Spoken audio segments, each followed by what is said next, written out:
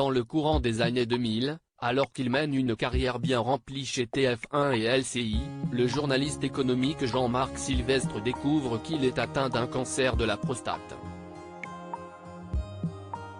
Discret pendant ses longues années de combat, il parle aujourd'hui plus librement de cette rude maladie qu'il a finalement réussi à vaincre.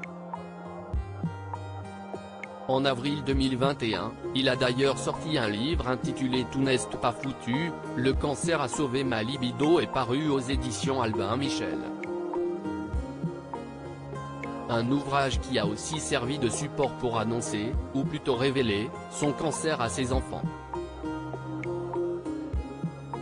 Invité dans l'émission Chez Jordan ce mardi 14 mars 2023, Jean-Marc Sylvestre est longuement revenu sur le cancer qu'il a dû combattre par le passé.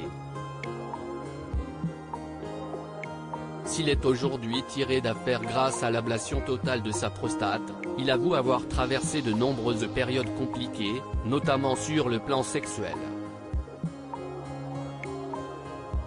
Heureusement, pour surmonter cette épreuve, il a pu compter sur le soutien de son épouse, dont on ne sait rien.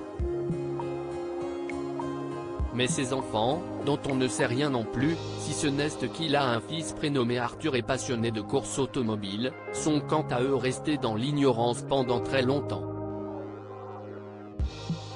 Lorsque Jordan Deluxe lui demande à qui ça a été le plus difficile d'annoncer son cancer, Jean-Marc Sylvestre est submergé par l'émotion.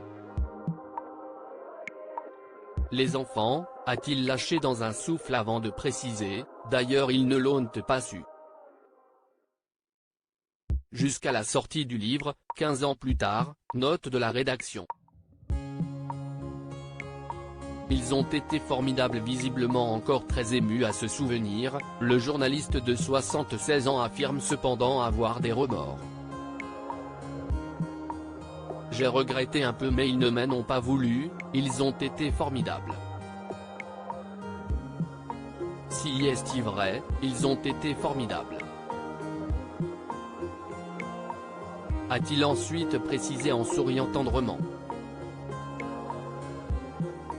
En apprenant cette nouvelle, les enfants de Jean-Marc Sylvestre ont en effet fait preuve de beaucoup de pudeur. Ils m'ont téléphoné et m'ont embrassé. Rien de plus. Vous savez quand on aime on ne dit rien, on est pudique, a-t-il conclu. Heureusement, tout est bien qui finit bien.